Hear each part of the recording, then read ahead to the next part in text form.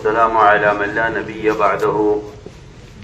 اللهم صل على سيدنا مولانا محمد وعلى آل سيدنا مولانا محمد كما صليت على إبراهيم وعلى آل إبراهيم إنك حميد مجيد. أما بعد فأعوذ بالله من الشيطان الرجيم. بسم الله الرحمن الرحيم.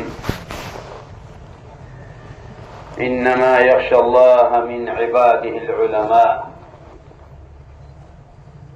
وقال الله سبحانه وتعالى فاسألوا أهل الذكر إن كنتم لا تعلمون.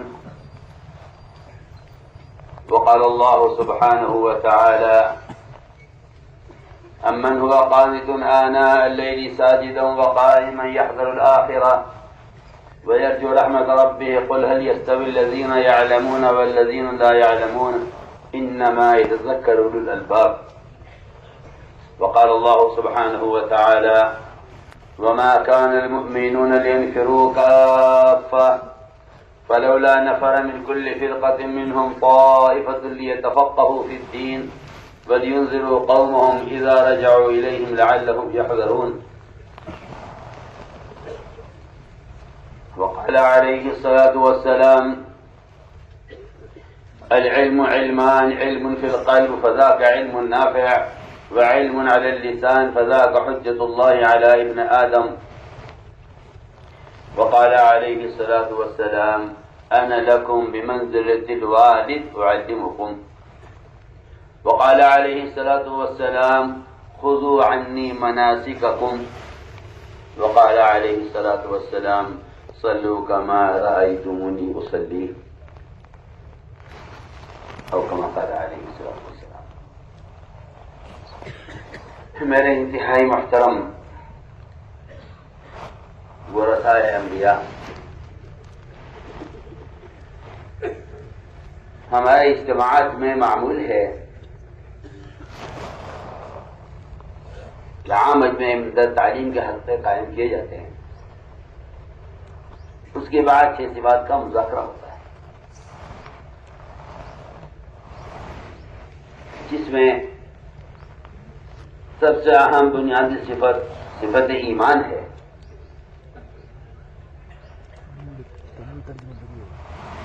ہمارے حسن والے کا ملفوظ ہے کہ اگر میں اس کام کا کوئی نام رکھتا تو اس کا نام تحریک ایمان رکھتا. تحریک کا مطلب کوئی تنظیم نہیں جو آج کل تحریک کا مفہوم سنا جاتا ہے، بلکہ تحریک کا مطلب یہ ہے کہ ایمان کی تکمیل کے لیے نقل و حرکت کی جائے.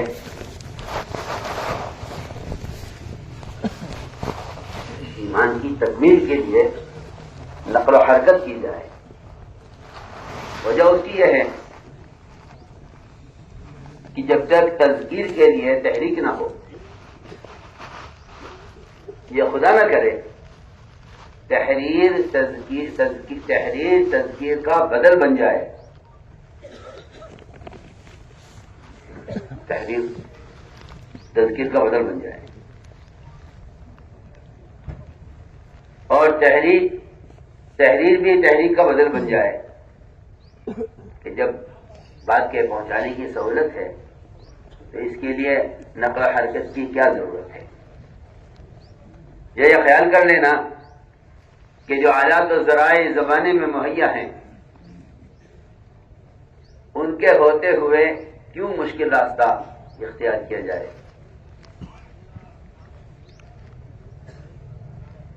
تو مجھے ایک بنیادی بات عرض کرنی ہے کہ دعوت ایک ایسا فریضہ ہے، دعوت ایک ایسا فریضہ ہے جو بدن کے استعمال کیے بغیر ادا نہیں ہوگا.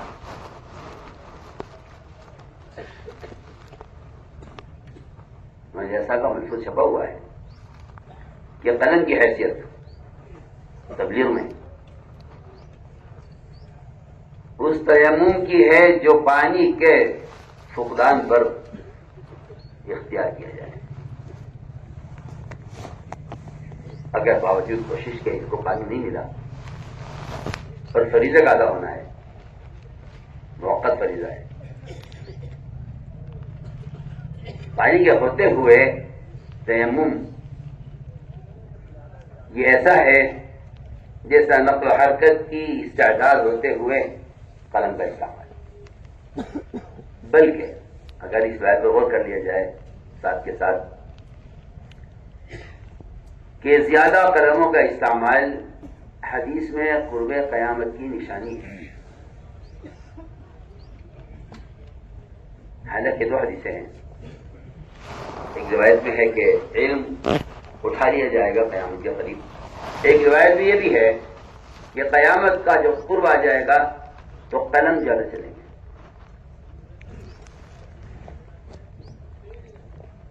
اگر اقلام کی زیادتی سے علم کا بڑھنا ثابت سمجھا جائے تو پھر ان دونوں حدیثوں کو جمع کیسے کیا جائے گا کہ وہاں قرب قیامت کی علامت رفع علم اور یہاں قرب قیامت کی علامت کثرت اقلام. تو میں نے غور کیا تو یہ بات سمجھ میں آئی کہ صرف ایک آدمی کو دین کیا ہے اس کی اطلاع کر دینا یہ گویا کہ یہی صحبت والی تعلیم کا بدل ہو جائے اور یہی دین کی بات جو امت تک پہنچانے کی تبلیغ کا بدل ہو جائے. جبکہ نفع تذکیر میں ہے اور تذکیر کا امر بندے کے لیے ہے. تو ہم ایک بنیاد جو اس وقت امت میں سے عام طور پر بالکل مخفی ہو کر رہ گئی ہے. ہمارا دل چاہتا ہے آپ ماشاءاللہ علماء ہیں, اللہ نے آپ کو علم دیا ہے,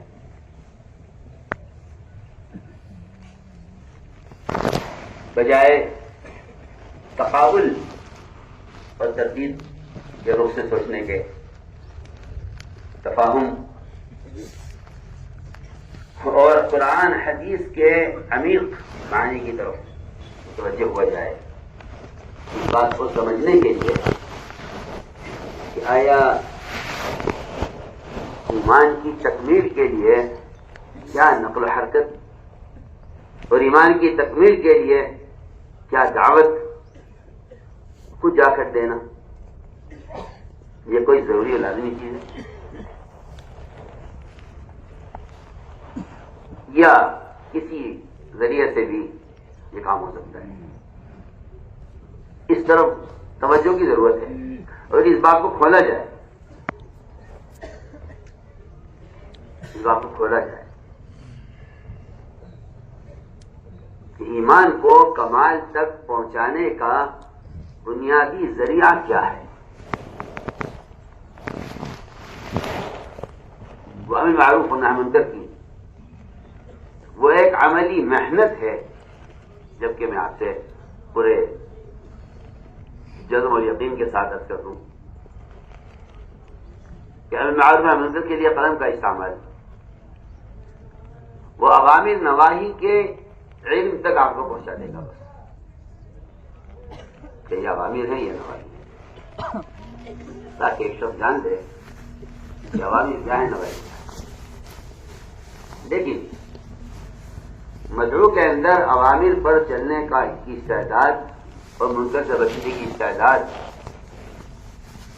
اور داعی کے اندر اس عمل کے کرنے سے اپنے ایمان کی تکمیل یہ تو تقاضا کرتی ہے, یہ تقاضا کرتی ہے عملی طور پر امر معروف و نہی عن منکر کا. اس لیے ہمارے یہاں تبلیغ میں اللہ کی قسم گشت کا موضوع صرف امر معروف نہی عن منکر ہے. میں نے اپنی کوتاہ عقل اور نظر سے اس بات کی طرف توجہ دی کہ ایسا تو نہیں ہے کہ رفتہ رفتہ رفتہ رفتہ تبلیغ میں گشت ایک ملاقاتوں کا عنوان بن کر رہ جائے.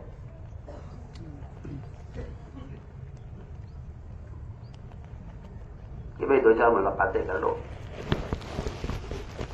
اور جو آدمی اس ماحول میں ہے اس محل تک اس کو دین کی بات پہنچا دی جائے. جبکہ امر معروف و نہی منکر کی عملی محنت وہ تغییر کا تقاضا کرتی ہے کہ اس منکر کرنے والے کی جگہ کو تبدیل کیا جائے.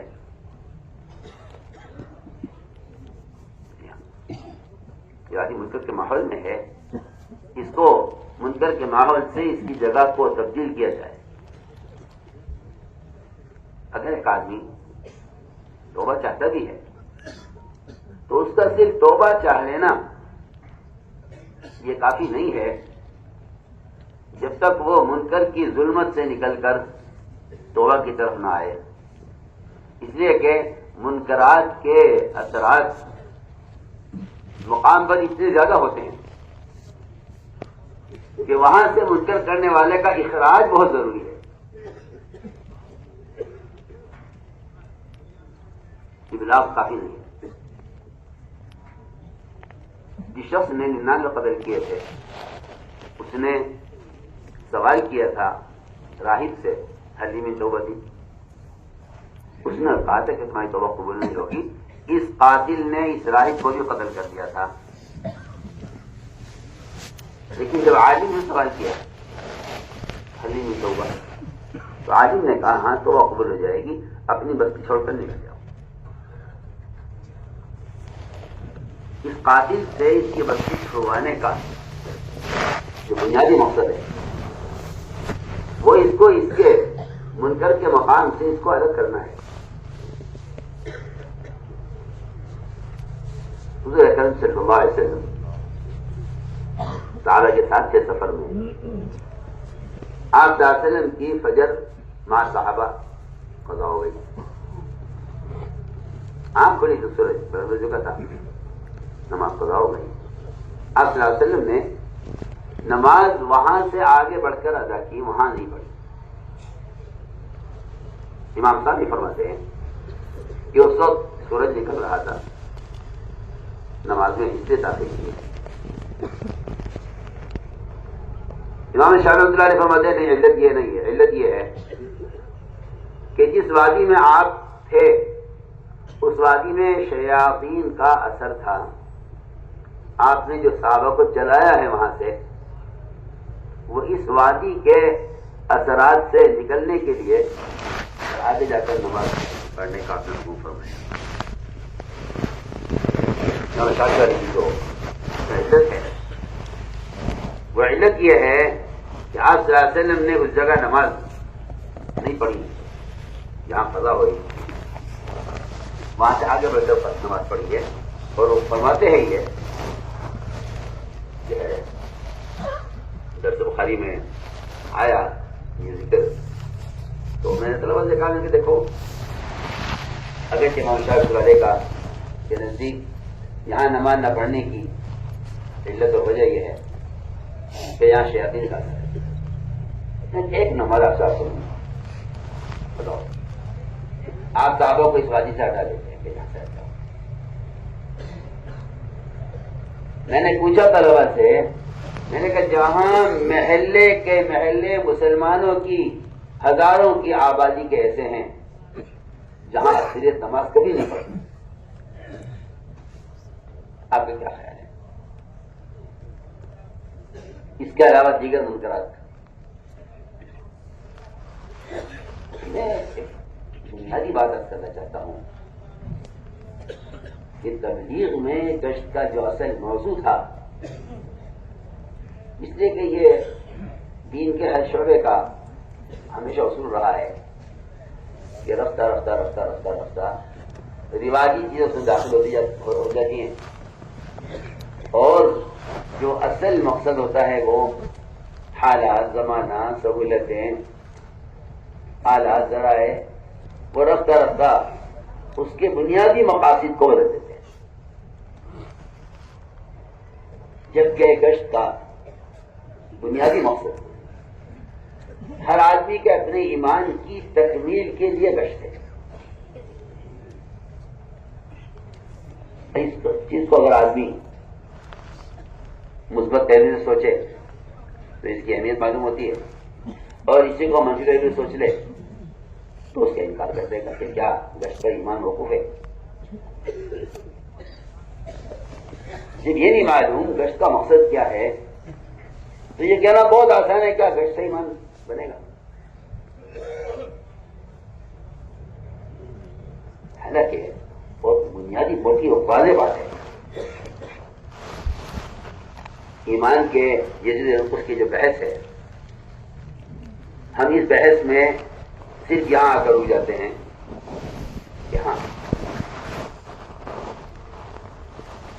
دلائل ان کے پاس دین اور صرف ان یزید و انقص کے دلائل اور مذاہب کو ہی ہم اس بحث کا ایک مقصد سمجھتے ہیں اور یہاں ہو جاتے ہیں کہ ہاں بھائی یہ ایمان بڑھتا ہے نہیں بڑھتا ہے. امام بخاری کا مذہب ہے کہ ایمان بڑھتا ہے. امام بخاری رحمۃ اللہ علیہ کیا یہ مذہب تو معلوم ہو گیا کہ ایمان بڑھتا ہے، مگر جو ان کا مستدل ہے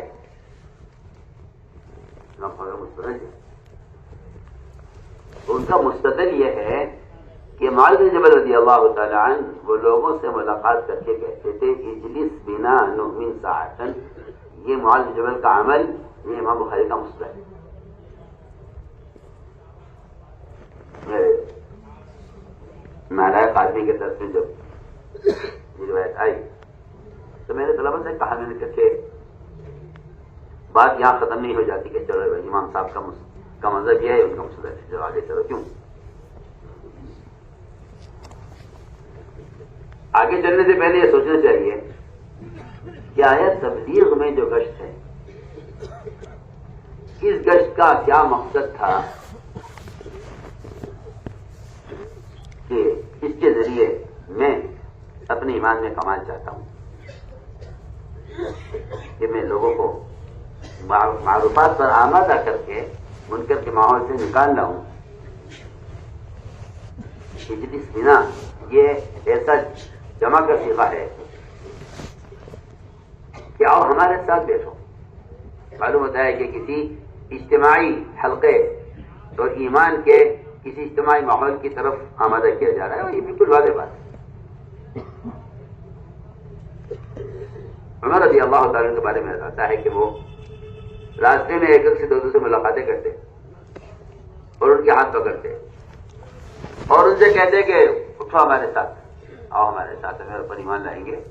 اور عمر رضی اللہ عنہ فرمایا کرتے تھے کہ یہ کام میں اس لیے کرتا ہوں تاکہ اس سے میرے ایمان میں زیادتی ہو. اس لیے میں نے ایک بنیادی بات کی ہے کہ تبلیغ میں گشت کا موضوع اور نقل و حرکت کا جو اصل مقصد تھا وہ امر معروف اور نہی منکر، اس کی ایک عملی محنت. جبکہ یہ بات بھی واضح ہونی چاہیے عوام پر بھی اور علماء پر بھی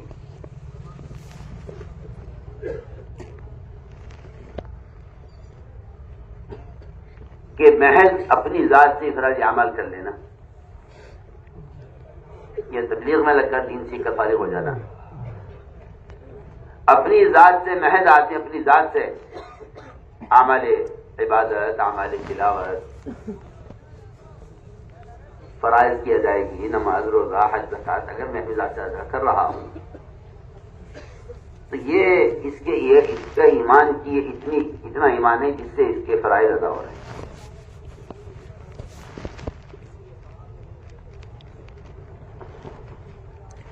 لیکن اب ایمان کی تکمیل وہ صرف اپنی ذات سے فرائض کے ادا کرنے سے نہیں ہوتی، بلکہ ایمان کی تکمیل دوسروں کو نیکی پر آمادہ کرنے، دوسروں کو منکر سے بچانے کی کوشش، یہ ایمان کی تکمیل کا اصل سبب ہے.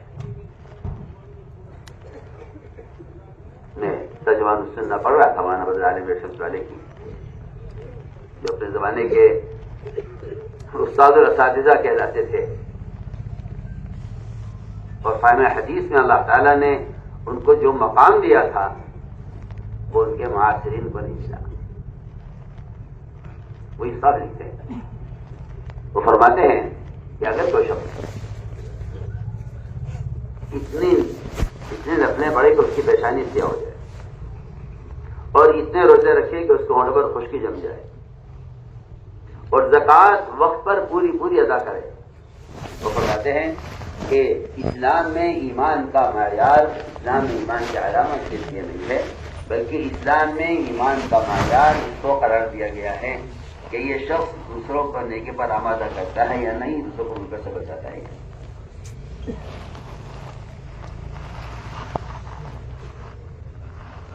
ہمیں جو اصرار ہے ہر فرد سے گشت کرنے پر، اور یہاں آ کر ایک تقابلی شکل پیدا ہو جاتی ہے کہ کیا ہم یہ تو کام نہیں کر رہے ہیں، کیا ہم یہ کام نہیں کر رہے ہیں، کیا ہم یہ کام نہیں کر رہے ہیں۔ بجائے اس کو تقابلی شکل دینے کے، اس کو سوچ کر کیا جائے کہ ان سارے خیر کے کاموں کے ساتھ ایک بنیادی ایسا کام چھوٹ رہا ہے جس کی ہمیں ضرورت ہے۔ اس طرح کسی جماعت میں لگے ہوئے ساتھی کو واقعی علم کی ضرورت ہے،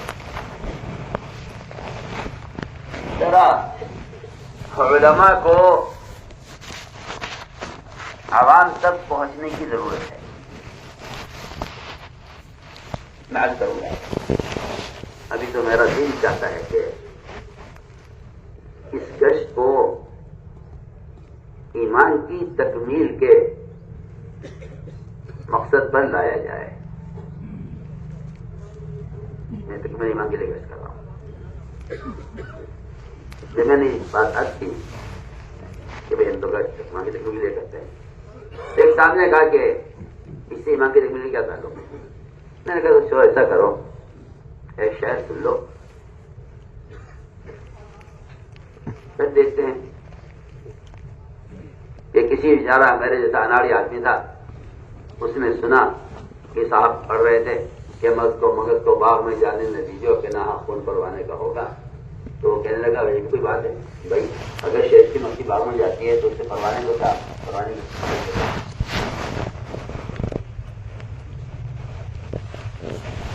مکھی باغ میں جاتی ہے تو اس سے پروانے کا قدر کیا تھا؟ کیا وہ پروانے کو مار دے گی کہ نہیں؟ مکھی پروانے کو نہیں مارے گی، اشکال یہاں ہوتا ہے۔ میں بہت بنیادی بات کر رہا ہوں، مکھی پروانے کو نہیں مارے گی، اشکال یہاں ہوتا ہے کہ کیوں کہتے ہیں آپ کے گشت ایمان بنتا ہے؟ کیوں کہتے ہیں؟ ہم نے کہا آپ ہماری بات کو سمجھے نہیں ہیں، جیسا آپ اس شعر کو نہیں سمجھے کہ مکھی کے باغ میں جانے سے پروانہ کیوں قتل ہو جائے گا، کہ نہیں اس سے نہیں ہوگا۔ مکھی باغ میں جائے گی، وہاں سے پوچھے گی پھلوں کا پھولوں کا، اور وہاں سے رسول کے چھتے میں آئے گی، چھتے میں آ کر یہاں شہد بنائے گی، اسے موم بنے گا، اس موم سے موم بتی بنے گی اور شمع جلے گی، اس پروانہ آئے گا، یہ پروانہ جل مرے گا، سبب یہاں سے ہوا ہے۔ تفصیل میں جاؤ ذرا، تفصیل میں جاؤ نا، کیا کیوں اتنی جدید بات کر رہے ہیں؟ تفصیل میں جاؤ کہ ایک شخص جائے گا، لوگوں سے ملاقاتیں کرے گا، ان سے بات کرے گا، انہیں تیار کرے گا، انہیں وہاں سے لے کر وہاں سے اٹھا کر یہاں مسجد چھتہ میں لے کے آئے گا، دیوبند میں یہاں لے کر آئے گا، یہاں ایمان کے حلقوں میں اس پر بیٹھے گا، اس کے اندر استعداد پیدا ہوگی اللہ کے عوامی پر جان دینے کی۔ یہ سمجھتا ہوں کہ اگر اس مکھی کے پھرنے سے یہاں موم کی بتی جل رہی ہے تو ان گشتوں سے یہاں ایمان کی روشنی جلے گی، اور اس پر اللہ تعالیٰ کی نسبت پر علم اور ایمان اور عمل پر جان دینے والے جان دیں گے۔ تو وہ صاحب کہنے لگے کہ جی میرا اشکال دور ہو گیا، میں سمجھ گیا ہوں کہ بات صرف اسی سی نہیں ہے کہ ان گشتوں سے ایمان بنتا ہے، بات یہ ہے کہ جب ان گشتوں میں صحابہ کی طرح حضرت رواحہ رضی اللہ عنہ نے جب کہا ایک سے چلو ایمان لائیں گے، سیدھی بات جاؤ چلو ایمان لائیں گے، جیسا کسی غیر مسلم سے کوئی یہ کہ اور ایمان لائیں گے، مسلمان اس مسئلے میں ہے ایمان والوں کی مانگی دعوت سے، وہاں بھی صحابی کو یہ اشکال ہو گیا، ایمان لا چکے ہیں آپ عبداللہ رواحہ کیوں کہتا ہے ایمان لائیں گے، اور جا کے رکھتے ہیں رسول اللہ ابن رواحہ ہمارے پاس آتا ہے کہتا ہے آؤ اٹھو ایمان لا لیں گے، ہم تو آپ ایمان لا چکے، یہ کون سا نیا ایمان کی طرف دعوت دینے لگا ہے؟ گواہ جو عمل کر رہا ہے وہ عمل اللہ کا محبوب ہے کہ یہ اللہ کے بندوں کو ایسے حلقوں میں جوڑنا چاہتا ہے. اس کو دیکھا اللہ تعالیٰ فخر فرماتے ہیں. پر اس کے سامنے میں تو ایک مثال آپ سے عرض کر رہا ہوں.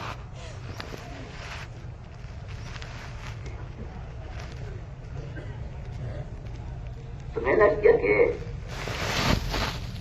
بجائے دور بیٹھ کر تبلیغ والوں کے عمل کو دیکھ کر اشکال کرنے سے ہمارا دل چاہتا ہے کہ آپ رات کا علم تازہ ہے, آپ علم کی روشنی میں گہرے اتریے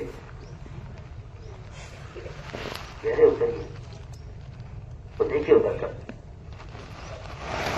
کہ کیا یعنی کیا عمیق مقاصد ہیں جہاں تک ابھی تک ذہن اور سوچ وہاں تک نہیں پہنچ رہی ہے. تو یہ بات حقیقت ہے کہ جس چیز کا کہ آدمی اس کی گہرائی تک اس کے مقاصد بنیادی مقاصد تک نہیں پہنچتا, اس کا استغفار پیدا ہونا ہی ہونا ہوتا ہے. وہ یقینی بات نہیں. کیا ہے آگے لکھا ہے مولانا سننا میں کہ ایمان کی تکمیل مجموعے کی اصلاح پر موقوف ہے. ایمان کی تکمیل مجموعے کی اصلاح, ایمان کی تکمیل مجموعے کی اصلاح پر موقوف ہے. ہم نے کیا کہ یہ ملاقاتیں یہ قم بنا من ساعة اجلسنا من ساعة تعال بنا من ساعة, یہ جو محنت ہے اس کا اصل مقصد یہ تھا کہ اس سے ہم اپنے ایمان کی تکمیل ایمان میں کمال کرتے ہیں. اس لیے کہ ایمان کی تکمیل ہمیں معلوم ہے کی عملی محنت میں ہے, اور وہ عملی محنت اس عملی محنت کے لیے گشت ہے, اس عملی محنت کے لیے گشت. کیا آؤ ہمارے ساتھ, اٹھو ہمارے ساتھ, چلو ہمارے ساتھ, ہمارے پر ایمان نہیں. تو میں نے عرض کیا کہ ہمارے یہاں اجتماعات میں اس وقت یہ معمول ہوتا ہے کہ 6 صفات کا مذاکرہ ہوتا ہے. اسے پہلے صفت ایمان ہے. اللہ تعالیٰ نے قرآن میں علماء کو اپنی توحید کے بیان کرنے میں ملائکہ کے بعد پہلا درجہ دیا ہے. اللہ تعالیٰ, اس کا ملائکہ, اس کے بعد پہلا جو درجہ ہے علماء کا ہے. شہد اللہ انہ لا الہ الا هو والملائکہ واولو العلم قائما بالقسط.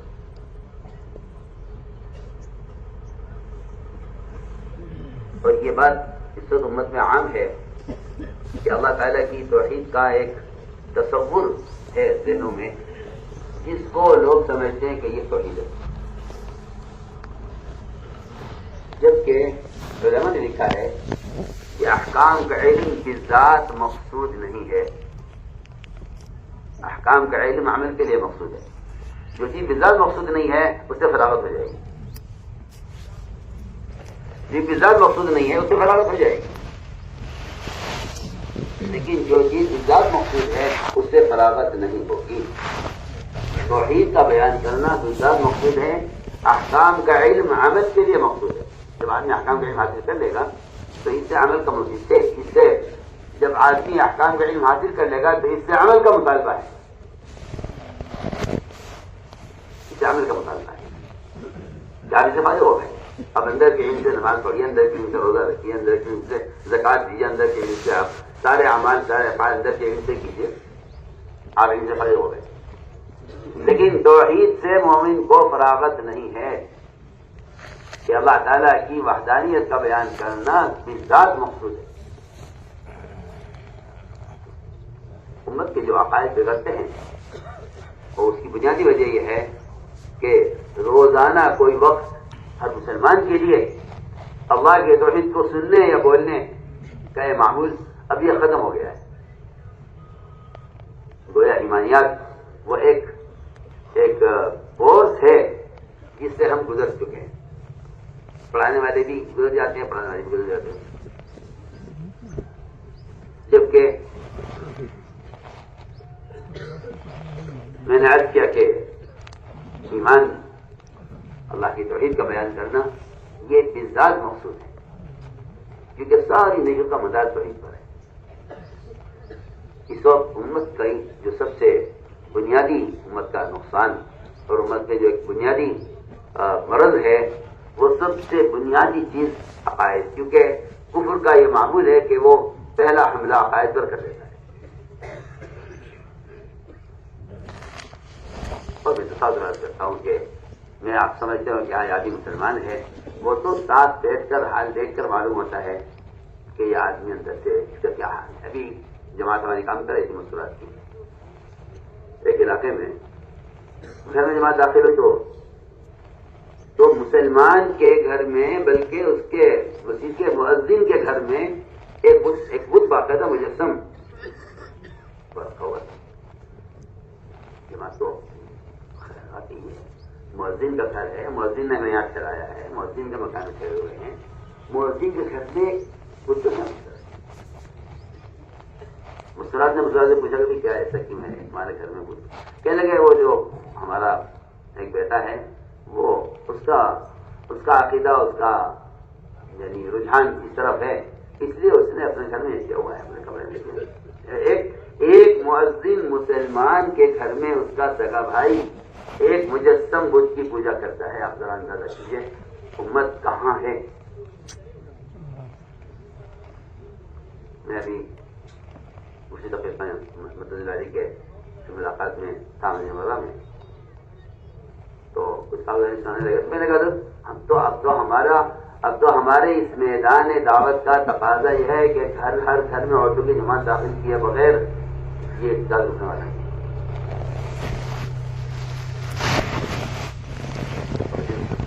میں نے یہ صورتحال، کیونکہ جب تک عوام اور علماء ان کے درمیان اجتماع نہیں ہوگا، میں اللہ کی قسم کہتا ہوں کہ آپ جتنی چاہے اچھی کتاب لکھ لیجیے، میری بات کو آپ غلط مفہوم لے جائیں وہ آپ کو اختیار ہے، لیکن میں 100 بار آپ سے قسم کہتا ہوں کہ عوام کو اس بیٹے سمندر کو آپ کی تالیفات سے اور آپ کے مکتوبات سے اسے کوئی مطلب نہیں ہے۔ کتنی کتابیں ڈاکٹروں نے لکھ دی ہیں امراض پر، دواؤں پر، علاج پر، اطباء نے بھی، یونانی ڈاکٹروں نے بھی، سب نے۔ جو آدمی اپنے اندر مرض چھپائے بیٹھا ہوا ہے، یہ کتاب اس کا کیا علاج کرے گی؟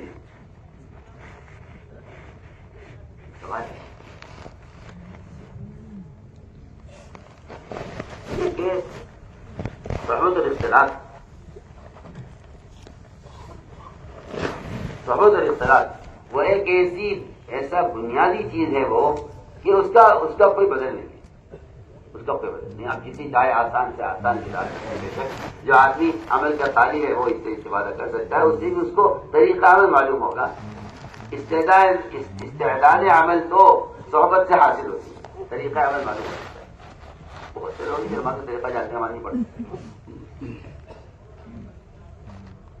ہم نے کیا کہ اس نقل و حرکت کا جو اصل مقصد تھا وہ تو امت کو ایمان اور صحیح عقیدے پر لانے اور اس عمل کے ماحول میں رکھ کر اس میں معروفات کی استعداد پیدا کرنا تھا۔ اصل یہ بتانا نہیں تھا کہ دینی ہے۔ میں نے جو غور کیا سیرت میں، وہاں جو چیز ملتی ہے وہ عمل کرنے والوں کے ساتھ عوام کا رہنا۔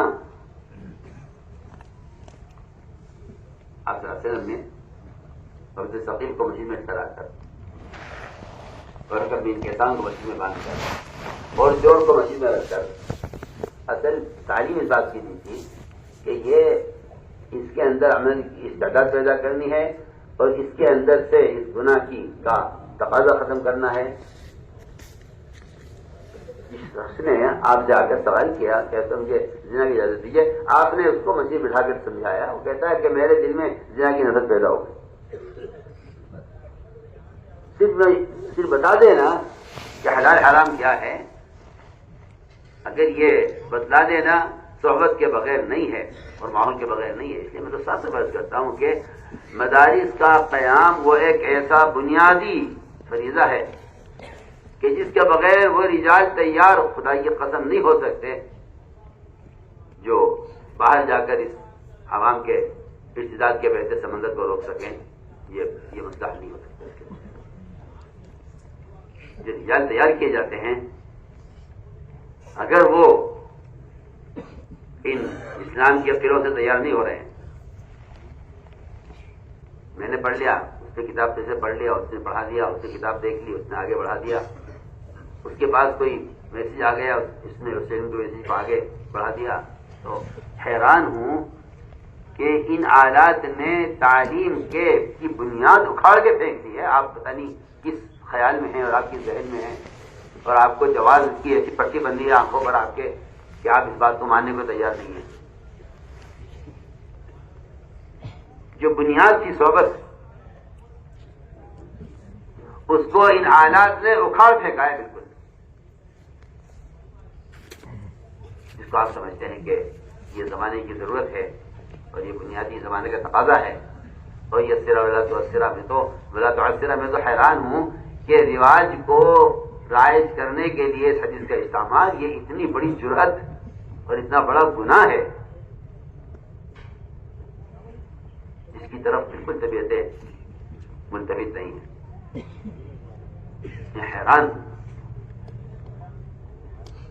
کہ جس مزاج نے تربیت کی بنیاد اکھاڑ پھینکی ہے، صحبت، وہ ایک ایسی لازمی چیز ہے. میں 100 بار قدم آ گیا ہوں، آپ قیامت تک بھی صحبت کا بدل نہیں لا سکتے. آپ جتنے اعلیٰ کی طرف جائیں گے اتنا آپ صحبت سے دور جائیں گے. علماء ایک وادی میں ہوں گے، عوام ایک وادی میں ہوں گے.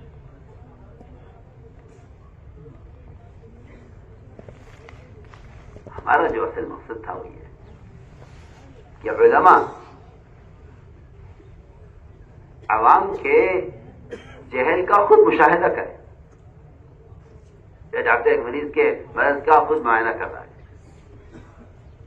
آپ صلی اللہ علیہ وسلم نے جو حدیث بیان فرمائی ہے، مشکاۃ شریف کی روایت ہے، جیسے خبر کل معائنہ،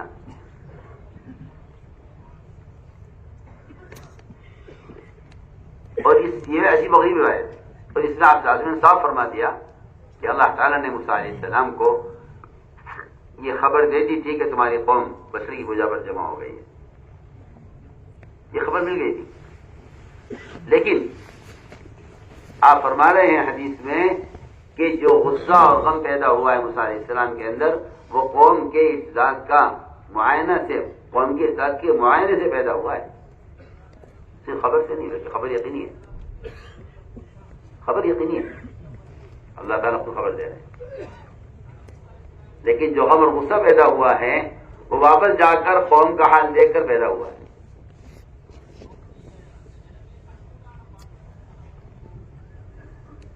اس لیے جو عروج کا اور نفر کا جو اصل مقصد تھا وہ یہ تھا کہ علماء اور عوام یہ عوام اپنے ماحول سے نکلے اور ان کو 4 مہینے علماء کی صحبت خروج میں ملے. اس لیے کہ یہ بات بالکل واضح ہے کہ عوام کو اتنی مدت علماء کی صحبت، اتنی بڑی تعداد عوام کی، اتنی بڑی تعداد عوام کی انہیں کسی ادارے میں صحبت کا موقع مل جائے، یہ اتنے عوام کو کا احاطہ یہ نظام نہیں کر سکتا. اگر کر بھی سکتا ہو تب بھی یہ روایت اس بات کی مقتضی ہے کہ آپ جا کر قوم کا حال دیکھیے. چنانچہ واضح روایت ہے کیا موسیٰ علیہ السلام نے قوم کا حال دیکھا، اور حال دیکھ کر موسیٰ علیہ السلام نے ادھر تختیاں جو پھینکی اور غصہ اور غم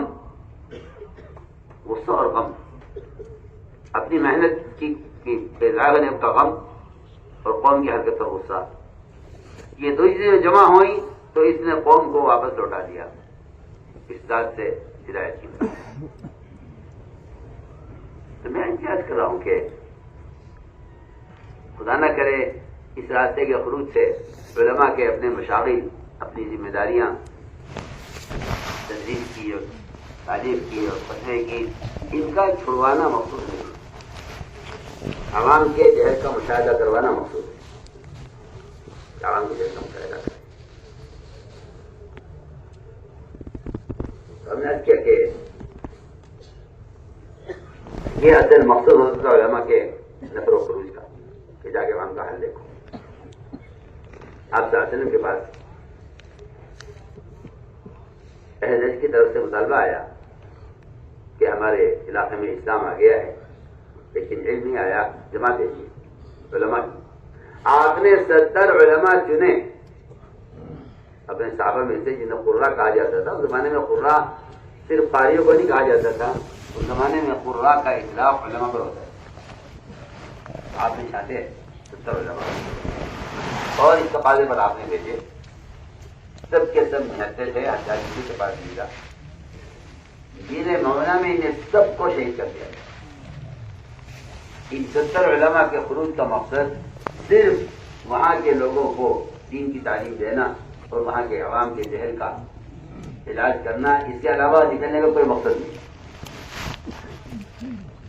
میں نے غور کیا کہ بغیر کسی معرکے، بغیر کسی جو ہے موطن یا بغیر کسی جنگ، میدان جنگ کے، اور بغیر دفاعی اقدامی قتال کے علاوہ سب سے ہٹ کر جبکہ لوگوں کا خیال یہ ہے کہ بھئی یہ خروج کے اور غزوات کے اور جہاد کی آیتوں کو استعمال کرتے ہیں، جبکہ حد یہ ہو گئی ہے کہ جہاں واقعی قتال ہو رہا ہے، جہاں واقعی غزوہ ہو رہا ہے، جہاں واقعی کفر اسلام کے درمیان جنگ ہو رہی ہے، وہاں بھی اعظم حضرت نے میدان قتال میں تعلیم کا حلقہ ثابت کیا ہے.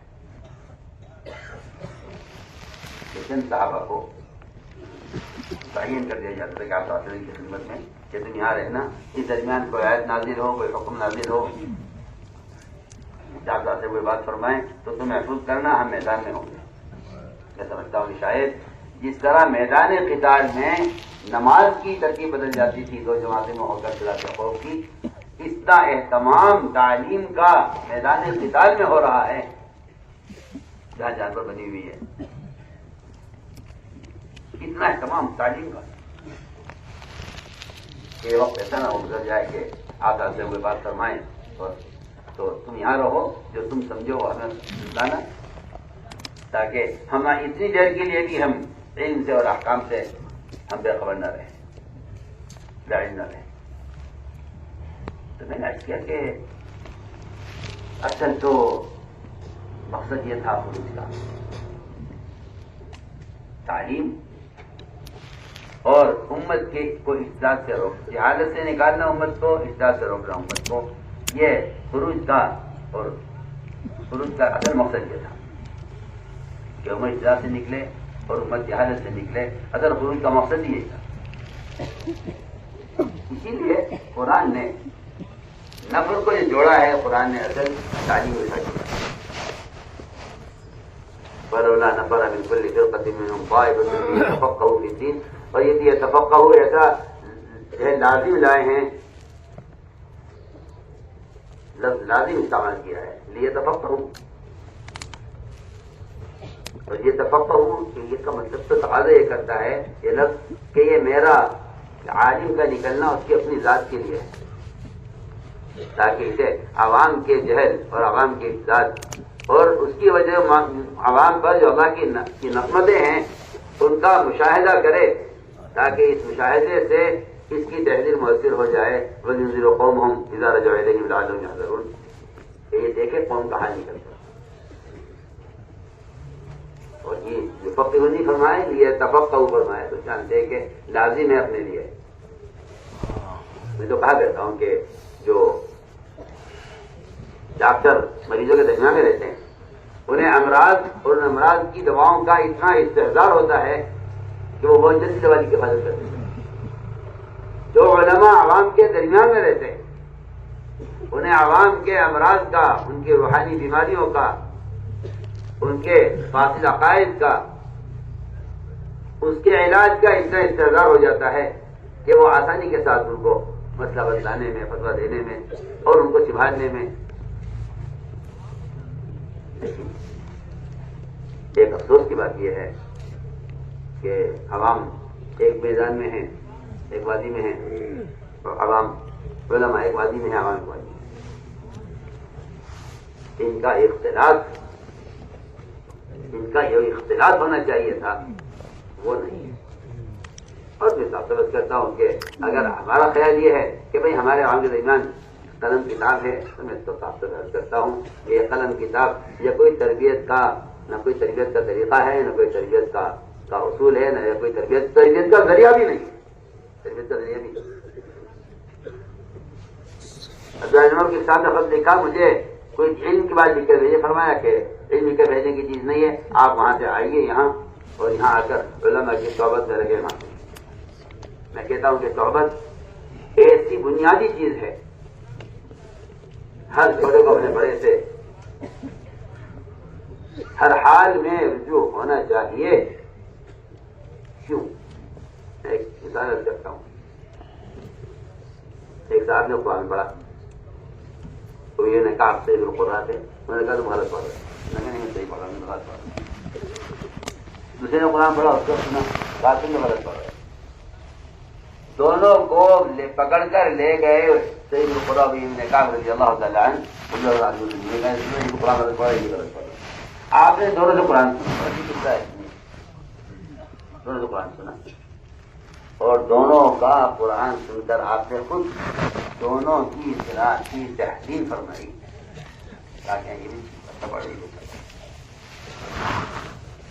وہ یہ کام کیسے غلط پڑھ رہے ہیں. صحبت اور ہر کام میں چھوٹوں کا بڑوں سے ربط رہنا، میں اس کی اہمیت رکھ کر رہا ہوں. آپ نے فرمایا دونوں ٹھیک پڑھ رہے. وہ یہ نے کہا آپ کے دل میں یہ ہے کہ نہیں دونوں غلط پڑھ رہے.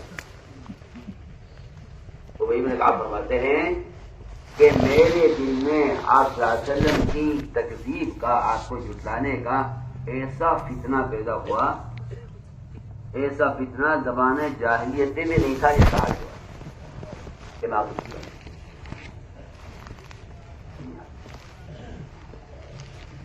یہ بہت نازک قصہ ہے اور یہ بہت عبرت کا اور توجہ دینے کی بات ہے کہ میں آپ کی تکلیف کرتا ہوں. یہ غلط پڑھ رہے ہیں کیونکہ وہی میرے کال کے پاس قرات کا جتنا علم ہے وہ ان کے پاس ہے، اور اپنے علم کی بنیاد پر ان کی دونوں کی قرات کو غلط ہے.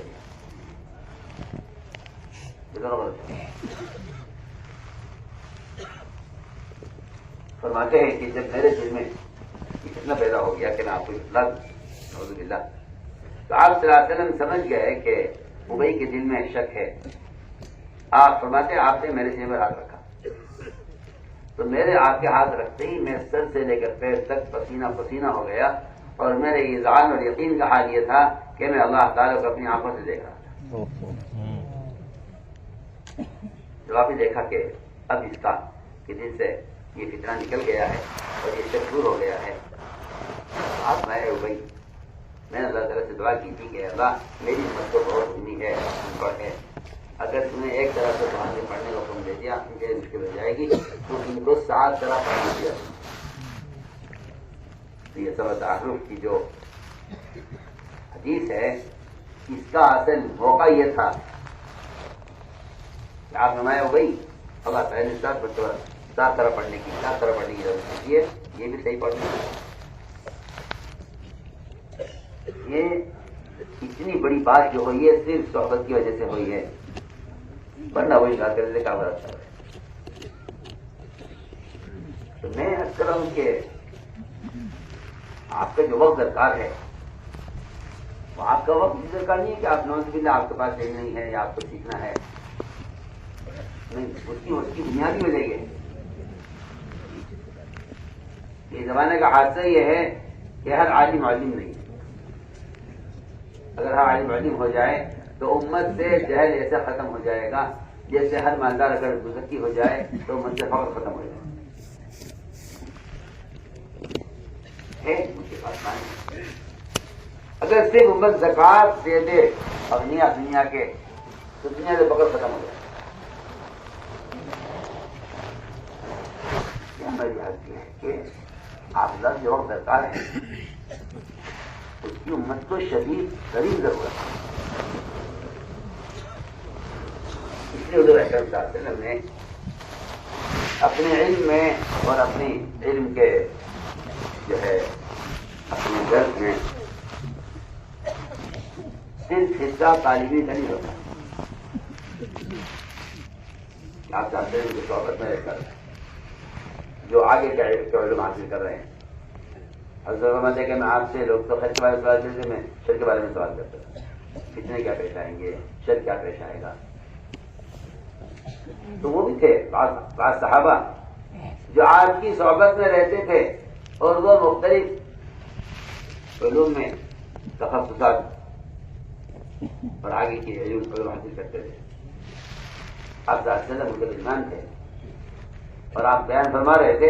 اس بیان کے دوران دروازے پر ایک آدمی آیا اور اس نے نیچے آواز دے کر کہا, آدمی تھی نہیں رسول اللہ.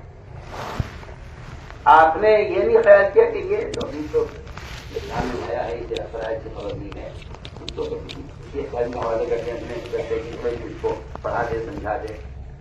فرائض تم ذرا اس کو دیکھ رہے دروازے پر آدمی کیا کہہ رہا ہے. یا یہ فرماتے کہ بھائی تم بعد میں آنا بھی مشغول ہے. آپ نے اپنے تمام علماء صحابہ کو اس طرح متوجہ کرنے, اس کے اہم بتانے کے لیے آپ ممبر سے اترے. بیان آپ نے درمیان میں ختم کیا, اس کی آتے ہی اور آپ گئے اور جا کر دروازے پر آپ تشریف فرما ہوئے. وہیں آپ کے لیے کرسی لائے کہ اس کے پائے لوہے کے تھے, اس طرح آپ بیٹھے اور آپ نے بیٹھ کر اس نئے آرابی کو اسلام کے فرائض کا خود دکھائے. میں سمجھتا ہوں کہ آپ کا یہ فیض عوام تک نبی بذات خود, ورنہ آپ کے شاگرد موجود ہیں. اور اس کا کوئی سوال ایسا چڑھا نہیں تھا کہ جس سے کہ آپ صلی اللہ علیہ وسلم کی اس میں زیادہ ضرورت پڑتی, وہ نیچے کو عالم کر سکتا تھا. عمر رضی اللہ تعالیٰ ممبر سے اس طرح حیات سکھلاتے تھے جیسے کسی بچے کو عبادت سکھلائی جاتی ہے. کوئی حال نہیں. اللہ تعالیٰ غریق رحمت کرے مولانا ابوالحسن والے کو. وہ آدمی اتنا گہری نظر رکھنے والا تھا کہ یہ بات میں بطور تشکر خیال کرتا ہوں کہ جن لوگوں کا لمبا وقت مولانا صاحب کی سوروں سے گزرا ہے, ان کی نظریں اتنی گہری تھی اس کام کے متعلق کہ پھر لانے ان سے بڑے بڑے کام بھی ہیں. حالانکہ ان کے معاصرین نے بھی بعد میں ان کی بات کا جواب نہیں کیا, لیکن ان کی نظریں بہت خوبصورت اور بہت گہری. وہ یہ فرما گئے کہ اگر مقاصد کا جال نہ بچھایا گیا اور علماء نے مقاصد کو نہ قائم کیا تو انقلاب ہر جگہ داخل ہو جائے گا سوائے مساجد کے, وہاں داخل ہوتے ہوتے قیامت ہو جائے گی. یہ اس طرف اشارہ ہے کہ جن عوام کے راستے سے انقلاب باطل کا آئے گا اگر ان کا تعلق مساجد سے ہے. امام المحدثین ابو ہریرہ رضی اللہ تعالیٰ عنہ کا, اور میں عرض کر چکا ہوں امام المفتیان معاذ جبل کا, ان کا جو گشت ہے بازار میں عام لوگوں کے لیے کہ آؤ تو ہمارے ساتھ چلو ہمارے ساتھ, بلکہ کھلے بازار سے تعلیمی گشت کر کے لوگوں کو مسجد میں تعلیم کے لیے بھیجا ہے کہ تم کس نے اتنا عاجز کر دیا کہ مسجد میں تعلیم کا القول ہے, تم بازار میں. جو لوگ جھانک کر واپس چلے گئے, یہاں پہ میرا تقسیم نہیں, ان کو دوبارہ بھیجا. یہ ان کے سارے اعمال ہمارے لیے طریقہ کار ہے. اس لیے ہماری درخواست ہے کہ علماء حضرات سے درخواست یہ ہے کہ عوام کے جہل کا خود معائنہ کریں اور عوام اور علماء کے درمیان جو ایک خلا ہے اور ایک دوری ہے یہ ہے کہ جب تک ختم نہیں ہوگی ہم نہیں سمجھتے کہ عوام کی تربیت اصلاح ہو سکتی ہے. اور یہ میں صاف عرض کرتا ہوں کہ یہ آپ کو 10 منٹ مسجد میں دے دیں, اللہ تعالیٰ غریب رحمت کرے. مولانا بیروق صاحب ہردوئی رحمۃ اللہ علیہ کو وہ 1 منٹ کے مدرسے سے چاہتے یہ تھے کہ کم سے کم ان عوام کا جو جہل ہے فرائض سے اور اللہ کے احکام سے یہ ختم ہو جائے.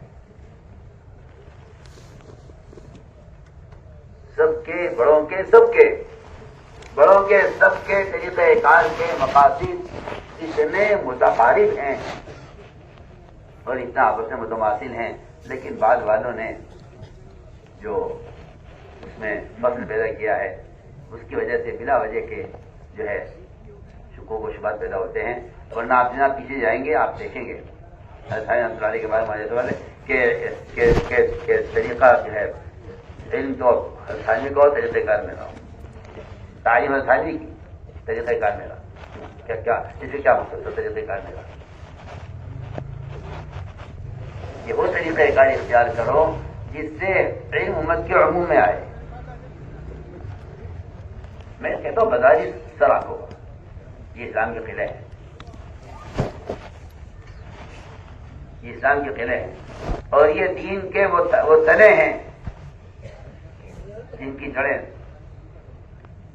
نیچے لمبی جمی ہوئی ہیں, لیکن آگے جو تنے ہیں ان تنوں کے ساتھ جو شاخیں ہیں, ان شاخوں کے ساتھ جو ٹہنیاں ہیں, ٹہنی کے ساتھ جو پتے ہیں, یہ عوام ان پتوں کی طرح ہیں. اگر یہ ترتیب نہیں ہے کہ مدارس کے علماء کا تعلق مساجد سے, مساجد سے تعلق علماء کا, اور وہاں سے عوام کا تعلق اگر یہ سلسلہ نہیں ہے تو میں تو آپ کو برا نہ لگے کہ صرف مدارس کا قیام وہ کافی نہیں ہے جب تک یہ متخرجین کا تعلق مساجد سے نہ ہو. سال بھی اس لیے ہے کہ عوام کے درمیان پھر کر ان کے ساتھ رہ کر وہ جو ہے عوام کے مزاج سے ایک مناسبت ہو جائے. اور بلکہ میں تو سمجھتا ہوں کہ اس خروج کا اصل مقصد یہ تھا کہ عوام کو اس طرح سکھلانے کی مشق بھی ہو جائے, عوام سکھلانے کی مشق بھی ہو جائے. اس لیے ہماری ساری بات کا خلاصہ یہ ہے کہ عوام کے جہل کا علماء سے مشاہدہ بھی کروانا ہے. اور دوسری اگلی بات یہ بھی ہے کہ جب عوام کے جہل کا حال دیکھتے ہیں تو اس سے بھی دلوں کے اندر فکر اور غم اور میں تعارف کرتا ہوں کہ خشیہ بھی اسے پیدا ہوتا ہے کہ کیا کیا ایسی چیزیں ہیں کہ جس سے جو چیز عوام کی گمراہی کا اور عوام کی بے دینی کا سبب بن رہی ہیں اس کا بھی مشاہدہ علماء کو کرنا چاہیے.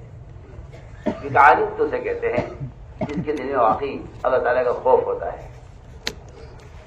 یہ تو قرآن نے صاف کر دیا کہ اللہ سے ڈرنے والے ہی علماء ہوتے ہیں. میں بلکہ عرض کر رہا تھا کہ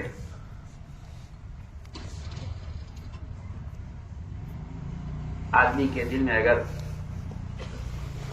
سنتوں کے مٹنے اور رواج کے غالب آنے کا اگر ڈر ہوتا ہے دل میں تو واقعی اللہ تعالیٰ ایسے لوگوں کو مجتہدین ایسے کو بناتے ہیں اور ان کا اجتہاد بھی اتنا جو ہے کیا کہنا چاہیے کہ صاحب اور اتنا مفید ہوتا ہے کہ اس سے امت ان کے اجتہاد سے امت ایک بڑے فتنے سے بچ جاتی ہے.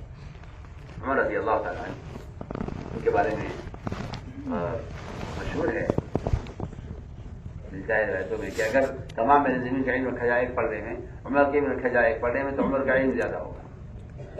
تو اس امت کے ملم ہیں, اس امت کے محدث کہلاتے ہیں. 22 سے زیادہ موافقات عمر ہیں جن میں اللہ تعالیٰ نے وحی نے عمر کی بات سے اتفاق کیا ہے. ایسی بہت سی مثالیں آپ جانتے ہیں. عمر رضی اللہ تعالیٰ, میں اس پر ایک بات بہت بنیادی کرنا چاہ رہا ہوں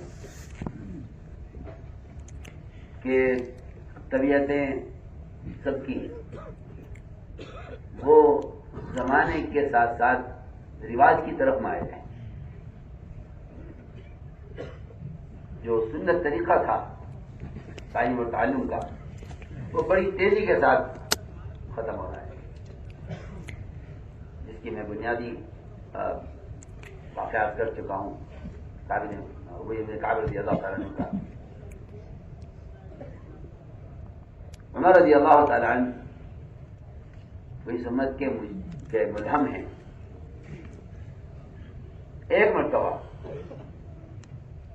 ایک صاحب نے نماز پڑھائی تو سورہ کافرون میں بھول گئے.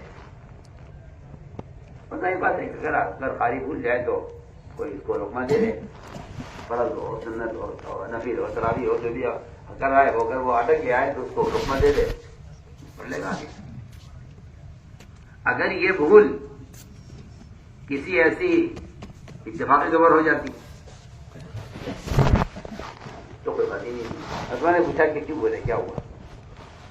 میں نے کہا کہ عمر وہ میں نے شراب پی ہوئی تھی، اس کا نشہ دماغ پر تھا اثر، اور پھر نماز کا وقت آ گیا کیونکہ اس وقت شراب حلال تھی تو پیتے تھے. وہاں تو بات ہے کہ اشرف القوم کہ میں تو قوم میں سب سے زیادہ شراب پینے والا تھا. لیکن ایک مرتبہ صرف شراب کے نشے کے اثر سے امام کو سورہ کافرون میں بھول ہوئی اور تمہیں قرآن چڑھ گئی کہ اس کو حرام کروانا ہے. عالم ہوتا ہے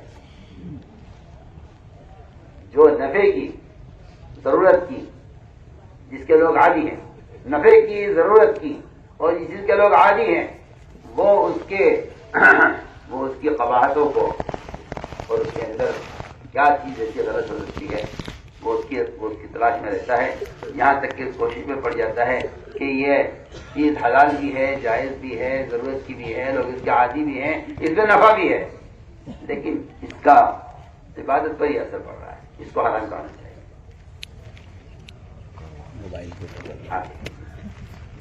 مجھے موجود ہے وہی کا سلسلہ جاری ہے. لیکن ایک وقت ایسا آیا کہ امام نے نماز بھول کی ہے شراب کے نشے کے اثر سے. آئندہ بہت سے اس کے جوابات تھے کہ بھائی ایسا وقت پڑھا تھا یہ شراب کا اثر نہ ہو، وہ پڑھا تھا اس سے شراب کا اثر نہ ہو. لیکن شراب کی ضرورت ہے، اس کا نفع ہے، اس کو ہم کیسے ختم کر دیں؟ اگرچہ ایک مرتبہ ایسا ہو گیا ہے کہ نماز میں خلل ہوا ہے شراب کی وجہ سے، ہم لوگ کہ نہیں یہ حرام ہونی چاہیے. عمر رضی اللہ تعالیٰ عنہ آپ سے اگر کیا کہتا شراب حرام کرائیے، لوگوں کی نماز خراب ہو رہی ہے. کیا ہوا عمر؟ کہ یہ سورہ کافرون پڑھ رہے تھے، نماز میں بھول گئے ہیں، شراب حرام ہونی چاہیے. اس زمانے میں سارے معاشرے کو برباد کرنے والے حالات، جس کا اللہ تعالیٰ جزائے خیر فرمائے ہمارے علماء. بعض نے دھیان کہیے کہ یہ موبائل نہیں ہے، میزائل ہے. جو تباہی ایک میزائل لا سکتا ہے اس زیادہ تباہی کا آلے آپ کے ہاتھ ہے. اور کیونکہ حیا ختم ہو گئی ہے، اس لیے فلم اور علم دونوں ایک آلے پر چل رہے ہیں اور لوگ سمجھتے ہیں کہ وقت کی ضرورت ہے. تو میں یاد کر رہا ہوں کہ واقعی مجتہد تو وہی ہو سکتا ہے جس میں خشیہ ہو. جس دل میں خشیہ نہ ہو، میری آپ بات یاد رکھے گا، وہ ایسا عالم مجتہد نہیں ہوتا، اپنے اجتہاد میں خطا کرے گا. اگر خشیہ نہیں ہے اور متبع سنت نہیں ہے اور سلف کے طریقوں سے ہٹ کر ایک بار برابر چلنا نہیں چاہتا، اللہ تعالیٰ ایسے لوگوں سے کوئی اجتہادی کام لے سکتے ہیں اور ایسے لوگوں سے دین کی بات کر سکتے ہیں. لیکن خدا نہ کرے اگر دل میں خشیہ نہیں ہے تو میں آپ سے بات کرتا ہوں کہ اگر خشیہ نہ ہو تو آدمی اپنے معلومات اور اپنے دلائل سے گمراہ ہو بھی سکتا ہے، گمراہ کر بھی سکتا ہے. یہ کوئی چیز نہیں ہے. کسی نے بدلے کے شروع میں آیت پڑھی جو قرآن میں جاننے والوں کے درمیان جو فرق کیا ہے وہ ظاہر عالم کے کا فرق نہیں ہے، وہ عمل کرنے والے عمل نہ کرنے والوں کا فرق ہے. امن وقانت آناء اللیل ساجدا وقائما یحذر الآخرہ ویرجو رحمة ربہ قل هل يستوي الذین یعلمون والذین لا یعلمون. اس میں کیا کرتا ہوں میں نے کہا جاننا علم نہیں ہے بلکہ علم کی حقیقت یہ ہے کہ یہ حرام سے نظر کو پھیر لے جس کو عالم کہا جائے. اسی لیے قرآن صاف کہا دیا کہ علماء صرف وہ ہیں جن کے دلوں میں اللہ کا خوف اور خشیہ ہو، ورنہ معلومات تو میں کہتا ہوں کہ اس سے تو دل میں وہ خفیہ پیدا نہیں ہوتا، اس لیے کہ علم زبان کا بھی ہے اور دل کا بھی ہے. حدیث میں صاف فرمایا کہ علم دو قسم کا ہے، زبان کا اور دل کا. اس لیے ہماری آپ سے درخواست یہ ہے کہ اصل جو نقل حرکت کا کی بے کیا میری بات آپ کو بری نہ لگے، میں کہتا ہوں عوام سے زیادہ علماء کا خروج اہم ہے. کیونکہ مستفتی پیدا کرنا نبی کے ذمہ ہے. مستفتی پیدا کرنا نبی کے ذمہ ہے. نبی خود سوال کر رہے ہیں، مجھ سے پوچھتے کہ میں درس کی تحریک میں لا رہا ہوں. انہوں نے آپ صلی اللہ علیہ وسلم کے طریقہ تعلیم کو ایسا پکڑا کہ صحابی نے بعد والے سے حدیث نہیں نقل کی ہے بلکہ دہنی ہلائی آپ صلی اللہ علیہ وسلم کی طرح اور کام اسے پوچھتے تھے میں ایسا کیوں کر رہا ہوں. اس پورے عمل کو کیا. انس رضی اللہ تعالیٰ نے یہ بتانے کے لیے کہ آپ صلی اللہ علیہ وسلم نے مجھ سے حدیث کا بیان کیا تھا تو آپ نے بھی درس کی تحریک کو ایسے ہلایا تھا جیسے میں ہلا رہا ہوں. اور آپ نے مجھ سے فرمایا تھا پوچھتے کیوں نہیں، میں نے آپ سے پوچھا تھا، میں تم سے پوچھتا ہوں. دیکھیے نبی کی بات کو نقل کرنے کے لیے ان سارے افعال کو کیا ہے انہوں نے صحابی نے جو آپ صلی اللہ علیہ وسلم نے کیے تھے، تاکہ تعلیم کا جو نظام ہے وہ رواج کی طرف نہ جائے بلکہ سنت کی طرف آئے. اس لیے ہم سب بات کرتے ہیں کہ علماء کا خروج عوام سے زیادہ اہم اور ضروری ہے تاکہ یہ نکل کر عوام کے لیے کا مشاہدہ کرے. اس لیے حضور صلی اللہ علیہ وسلم نے تین مرتبہ دہرایا اپنے جملے کو کہ یا تو علماء جاہلوں کو دین سکھلائیں ورنہ علماء کو دنیا میں سزا دوں گا. تعجیل عقوبت کی دھمکی علماء کے لیے. اس آیت سے صرف علماء مراد ہے. اگر عوام ہوتے اس آیت کا اگر کہنا چاہیے کہ شاہ نزول یا اس سے مراد عوام ہوتے تو پھر اس کی کوئی ضرورت ہی نہیں تھی کہ ایک بارگی نہ نکلے. ماں کان المؤمنون لینفروا کافہ کہ ایمان والے سے ایک بارگی نہ نکلے، اس کی ضرورت ہی نہیں تھی. اس لیے کہ عوام پر دین کے شعبوں کی کوئی ذمہ داری نہیں ہے. دین کی ذمہ داری علماء پر ہے. اس لیے قرآن نے یہ کہا ہے کہ علماء پر دین اور ذمہ داریاں بھی ہیں. اس لیے قرآن نے کہا ہے کہ علماء نکلے تو سب، لیکن ایک بارگی نہ نکلے، باری باری نکلے. اس سے علماء مراد ہے اس آیت سے. علماء کو چاہیے کہ وہ نکلیں لیکن باری باری نکلیں. دیکھیں تدریس کا کام، فتوے کا کام، تعلیم کا کام، خطابت، امامت، بڑی بڑی ذمہ داری آپ کے ذمہ ہے. یہ کہنا تو میں کہتا ہوں اس سے حماقت سے بڑی جہالت کوئی نہیں ہے کہ کوئی ایک کہ بھی یہ کام افضل ہے، یہ کام افضل ہے. تو کہتا ہوں اس سے بڑا جاہل کوئی نہیں ہے. سوال افضل کا ہے ہی نہیں. میرے نزدیک یہ بحث ہی غلط ہے، یہ جھگڑا ہی بنیادی طور پر غلط ہے کہ کون سا کام افضل ہے. میں آپ ساتھ کرتا ہوں اللہ اکبر. دین کا کوئی کام دوسرے دین کے کام کے مقابلے میں افضل مفضول کبھی نہیں ہو سکتا. وہ تو بات اصل یہ تھی کہ بعض مرتبہ حال کا امر ایسا ہوتا ہے کہ اس کو اس وقت کے حالات کی وجہ سے مقدم کرنا پڑتا ہے. تقدیم و تاخیر کا صرف مسئلہ ہے، افضل مفضول کا صحیح مسئلہ نہیں. بہت آپ سے بہت بنیادی درخواست کر رہا ہوں کہ لڑنے کی ضرورت ہی نہیں ہے. لڑنے کی ضرورت ہی نہیں ہے کیونکہ مسئلہ تقدیم و تاخیر کا ہے، افضل مفضول کا نہیں ہے. میں مثال عرض کرتا ہوں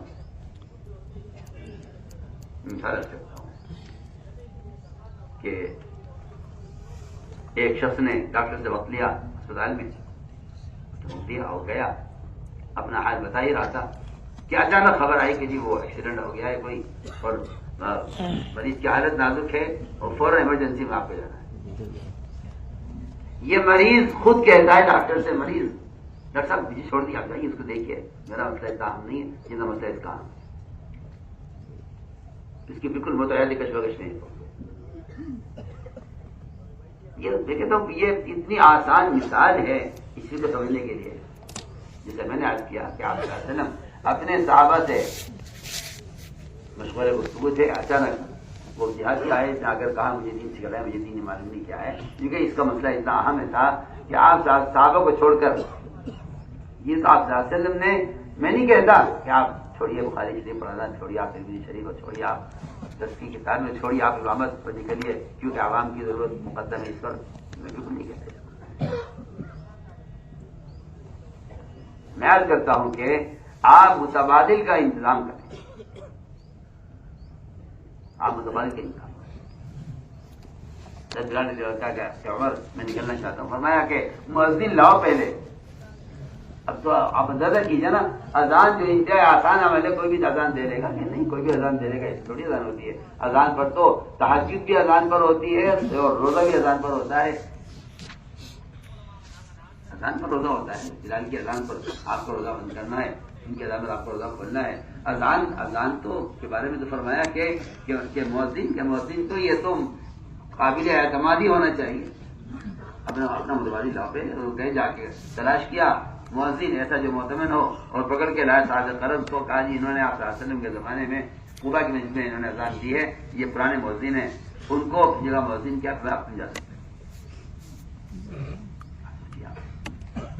کون ایسا بیوقوف تشکیل کرنے والا ہوگا؟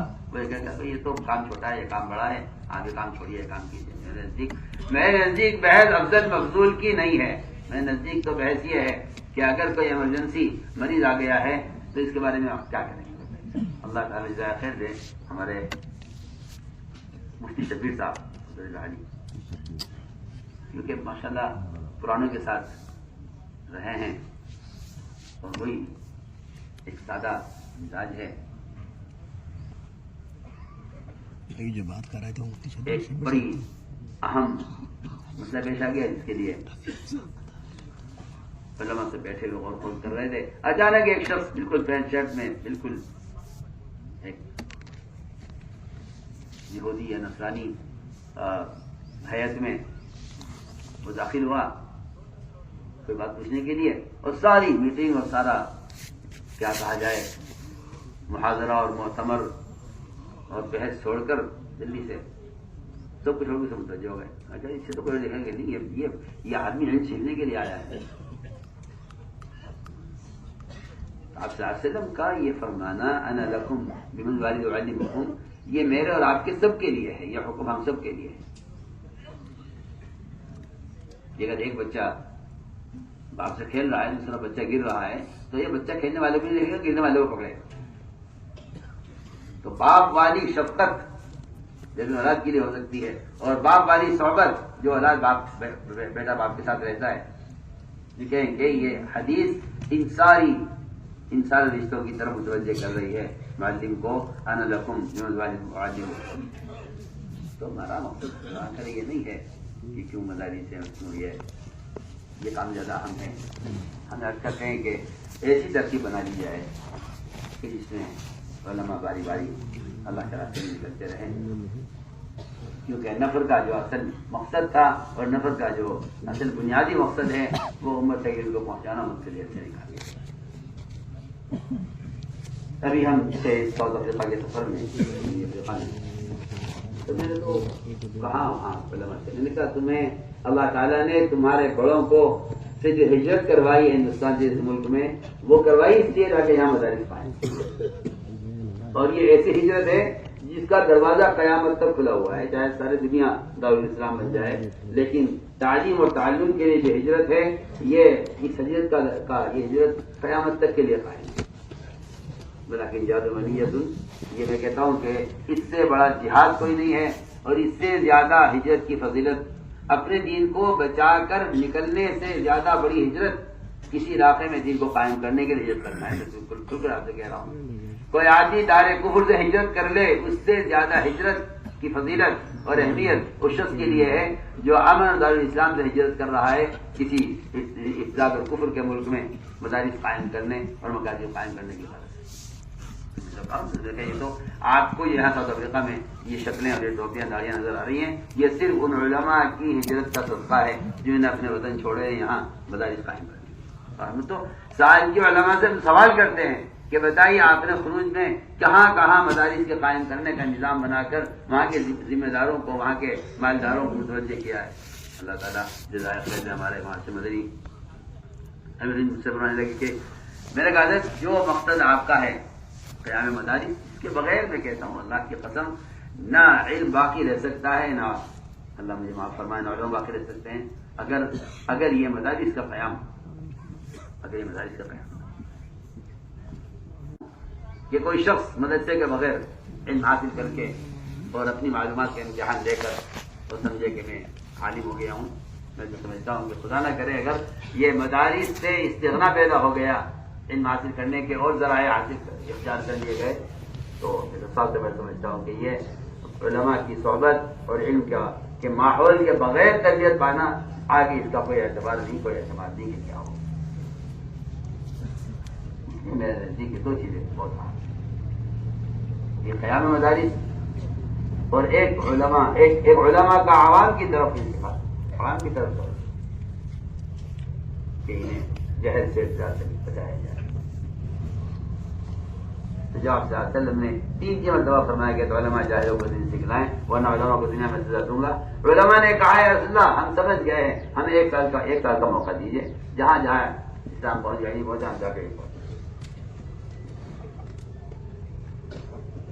اس لیے ہم سمجھتے ہیں کہ علم کے لیے بھی اور ہم میں سے ہر ایک کے اپنے ایمان کی تکمیل کے لیے بھی یہ ایک بنیادی محنت ہے. آپ حضرات اس کے لیے ارادے فرمائیں، اس کی نیتیں فرمائیں اور اس کے لیے اپنی جان اور مال اور وقت کو حاجت کریں. یہ ایک بنیادی مقصد ہے اس راستے میں عبر علماء کا نکلنا. میں کہتا ہوں کہ اس سے بڑی کوئی خیر نہیں ہے، کیونکہ ان کا نکلنا بادلوں کی طرح ہے اور عوام بنجر زمینوں کی طرح ہے. یہ عوام بنجر زمینوں کی طرح ہے، علماء کا نکلنا بادلوں کی طرح ہے. طہارت کا اور رحمت کا اور امت کے لیے خیر کا جو سبب بنایا اللہ نے بہت علماء کو بنایا ہے.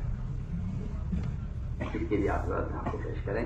نقد سال کے لیے بھی، دوسرے سال کے لیے بھی اللہ کا فضل ہے تو تیسرے سال کی جماعتیں بھی ملکوں میں ماشاءاللہ کام کر رہی ہیں. جماعتیں تیار بھی ہیں، جانے والی بھی ہیں، کچھ جماعتیں کام کر بھی رہی ہیں تیسرے سال. اس لیے کہ 3 میدان ہیں یہ علماء کے لیے، تاکہ ہر بر اعظم میں کم سے کم وہاں کے عوام کے جہل کا بھی مشاہدہ ہو اور وہاں کے عوام کے مزاج سے بھی توافق ہو جائے. یہ اصل مقصد تھا چاہنے کا.